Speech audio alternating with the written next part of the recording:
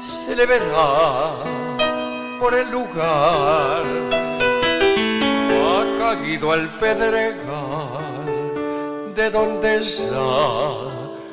No volverá porque una estrella la llevó donde se iba sin regresar.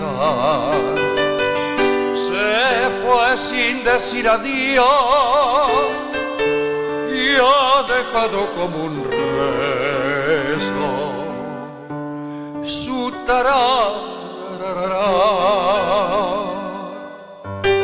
Muy lindo, maestro. Señores, hagamos una brevísima pausa y luego con un tema que también a mí me da un poco de miedo, que Sí, es señor. estatuas vivientes. Jorobar. Yo- Hay muchas acá en la peatonal de Sí, San Martín.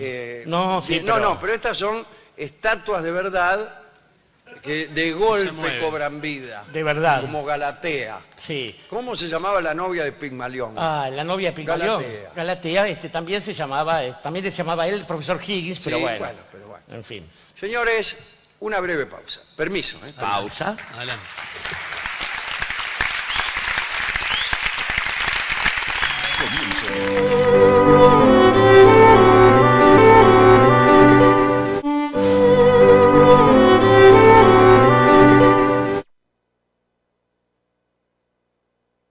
Estamos aquí haciendo el último programa del verano en esta ciudad y el lunes retomamos en el Multiteatro, Corrientes Retomamos. 1283, Buen provecho.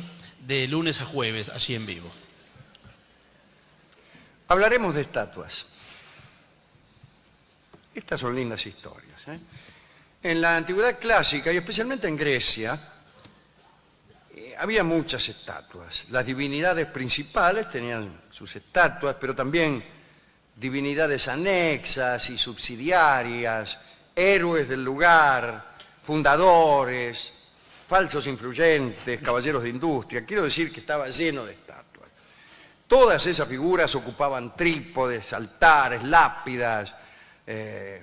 Toda la parentela mítica y alegórica estaba allí. Ahí andaban Apolo con Artemis, con Leto y Zeus con su mujer Hera, con Atenea que era su hija, para no hablar de figuras de escala más reducida, por ejemplo, los sirvientes del templo, generales victoriosos que se han ido añadiendo o que se habían ido añadiendo a las imágenes principales que eran las de los dioses. Antes de llegar a los altares de cremación para los sacrificios, pórticos con pinturas y cientos de estatuas que iban formando avenidas que conducían a aquellos altares. En los bosques había estatuas, en los bosques. Aparecían allí sin orden alguno, sin aparente razón, como perdidas entre los árboles, y esos bosques eran considerados sagrados. Como sabemos, la escultura griega buscaba el desarrollo de las denominadas formas ideales y se consideraba que la única y natural expresión del espíritu era el cuerpo humano. El cuerpo humano. Perseguían la exactitud en la figura humana. Aristóteles nos dice, y muchos otros también lo han dicho, que la cabeza les preocupaba menos que el cuerpo. Ajá. La cabeza era más o menos convencional, pero en todo el resto de la figura había una locura para conseguir la perfección. Y no había la idea del retrato. Es decir, ni en la pintura ni en la estatua un tipo se parecía a usted. Era más o menos cualquiera. No eran parecidos. Después los romanos sí, y en el helenismo tardío apareció la idea del retrato. Pero en la Grecia clásica no había, no tenía que ser parecida a nadie. Y Aristóteles dice que había como una fisiognómica antes de Sí. adelantada y anacrónica, que tenía que ver con el carácter. Había gestos o tamaños de los rasgos que denotaban un mundo interior. Por ejemplo, claridad, calma, desapasionamiento, inteligencia y voluntad se expresan por el amplio sobresalir de la frente redonda y la nariz recta. Nada más fácil que hacer una estatua. Si usted quiere dar esa idea, claridad, calma, inteligencia, etcétera, frente redonda y nariz recta. Lo conozco. Y sí. así hay una larguísima Sí. lista en Aristóteles como fisiognomista adelantado 2000 años. En su mayoría las estatuas griegas tenían las siguientes características. Los ojos estaban hundidos, los párpados superiores se recortaban fuertemente, la boca tenía ángulos profundos, el mentón siempre grande, a veces como con hoyuelo, como Kirk Douglas, orejas hermosas y finas.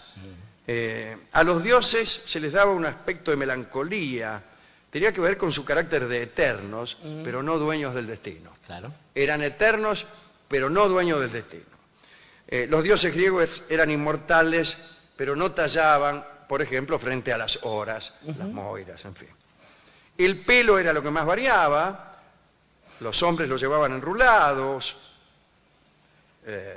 los sátiros llevaban el pelo erizado, Zeus largo, las divinidades marinas también, vestiduras sencillas o pocas, porque no tiene gracia ser el mejor de los escultores para Llenarse. perder tiempo en armaduras, por ejemplo. Sí, no, Entonces, no, una porquería armadura, claro. eso. Un sobre todo, nunca, en la historia de la escultura, un sobre todo siempre fue una porquería. Sí. Sí. ¿Usted Dígaselo a no vio algunos, sí. tipos de sobre todo que hay en algunas plazas?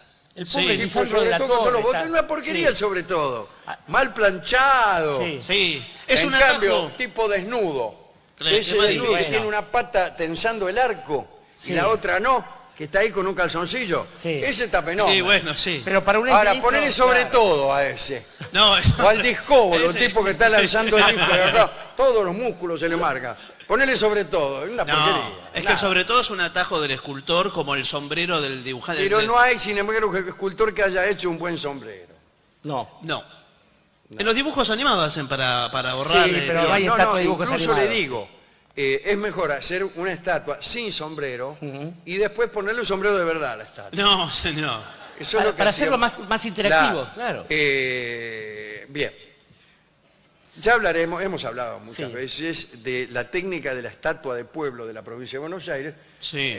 que muchas veces se le encarga el caballo a un escultor y el héroe a otro. A otro. Porque hay escultores que son especialistas en En caballos caballos. y otros en héroes. Sin Y ir más de- y lejos, después que- Alejandro, Ay, se les pasa la escala, eso sí, porque a veces queda más grande el héroe que el Y caballo. bueno, claro. sin ir más Y lejos, le en va la plaza- Arrastrando las patas, viene el héroe, un caballito que me parece que está montando, qué sé yo. En la Plaza de Mayo tenemos un ejemplo, la escultura de Manuel Belgrano. Al lado del mástil principal, el caballo fue hecho por un escultor y el jinete, Manuel Belgrano, por otro, lo cual le crea serios problemas al general Belgrano para mantener a raya al pingo, porque Sí, es un sí. poco más grande que lo que Sí, corresponde. sí, después Pingo Feo, el de Urquiza. No me hable de El de eso. Urquiza en Figueroa Alcorta Chuca, y ¿no? Sarmiento, es muy Sí. feo y muy lindo, lamento decirlo, El de Mitre. el de Carlos de Alvear. Ah, o el de Alvear, sí. en Recoleta. ¿no? Qué pena, Bueno, no se pero lo no merece, importa, pero volvamos a la antigua Grecia. Una cosa, las estatuas de la antigua Grecia no eran blancas, No, claro. estaban pintadas de 1000 colores.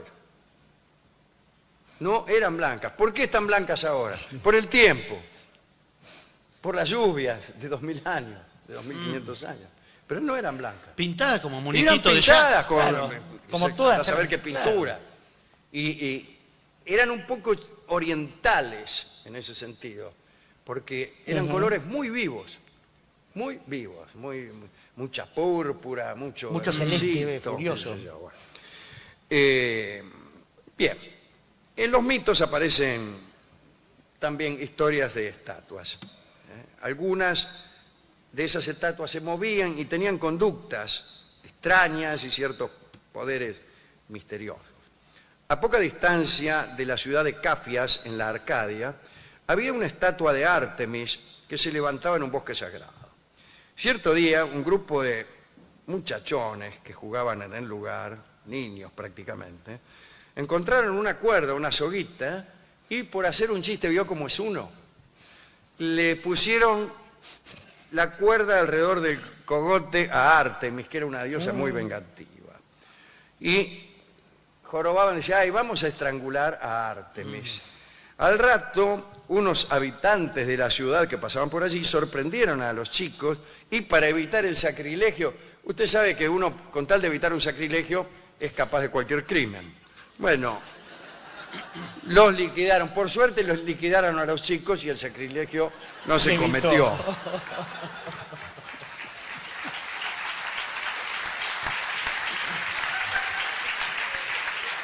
Muy pronto las mujeres que habitaban en la ciudad de Cafias se sintieron aquejadas por un mal misterioso. Los hijos que parían nacían muertos. Entonces fueron a consultar, el espíritu científico siempre prevalece, al oráculo de Delfos. Y el oráculo les dijo que la diosa Artemis estaba irritada por la muerte de aquellos niños. Claro. La misma diosa que había sido estrangulada estaba enojada. Y entonces el oráculo ordenó que los niños fueran enterrados decorosamente y que se les tributasen los honores reservados a los héroes. Así se hizo y desde aquellos días la estatua se conoció como Artemis estrangulada y nadie se atrevió a acercársele jamás. Es una estatua peligrosa probablemente, porque si la estrangulás te matan. Sí. Y sí. A mí, una vez que me mataron, ya que me hagan honores y yo que me Da lo importa, mismo. loco, mejor no me mate. Bien, había otra estatua de Artemis también poco recomendable, la Artemis Ortia, frente a la cual eran flagelados los jóvenes espartanos hasta hacerles brotar sangre, solamente para fortificar su espíritu. Ya se sabe cómo se le fortalece a uno el espíritu si le dan con un látigo delante de la estatua llamada Artemis Ortia. Parece que esa estatua servía también, o en alguna ocasión, tomó una decisión, que era enloquecer a los hijos de Irbo, llamados Estrábaco y Lópeco. Los muchachos se habían encontrado ahí entre unas zarzas y habían contemplado la estatua un instante. Solo por ver la estatua se enloquecieron. Tanto es así que los encontraron un rato más tarde comiendo inmundicias y hablando sin sentido como los clientes de ciertos restaurantes. Otras estatuas participaron en historias de amor o fueron su consecuencia. Recuerden a Pigmalión, ¿Cómo no? que era un rey de Chipre, que se enamoró de una estatua de marfil que representaba a una mujer. Se decía que le había esculpido él mismo a la estatua, ¿no? Cada día le recitaba cientos de versos y le dedicaba incluso sus triunfos en la guerra. Incluso hacía guerras nada más que para poder tener triunfos que dedicarle a aquella estatua. Imagínense la estatua ni bolilla con esa terquedad que es propia de las esculturas. Bueno, desesperado y sin respuesta alguna por parte de la estatua, este hombre le pidió a la diosa del amor, Afrodita, que le concediera una esposa que se pareciera a la estatua. Le dijo, mira, quiero una esposa medio parecida a esta estatua que tengo aquí. Ajá. Cuando volvió a su casa, Pigmalión vio que la figura estaba viva, se unió a ella, por no decir otra cosa, y tuvieron una hija a la que llamaron Pafú. Lo bautizaron Pirulo y eran felices los tres. Después apareció nuestro amigo Bernard Shaw y escribió My Fair Lady. La cosa sucede, ¿no? El carro en la Sí, manzana. claro. O Pigmalión. Bien. Apareció después peor todavía Red Harrison y trató de cantar en My Fair Lady, pero no le salió mucho. Y después todavía peor los que Dígalo. solo vieron la película. Exactamente. Y hicieron Olvidados del mito. hay una historia en la noche de Walpurgis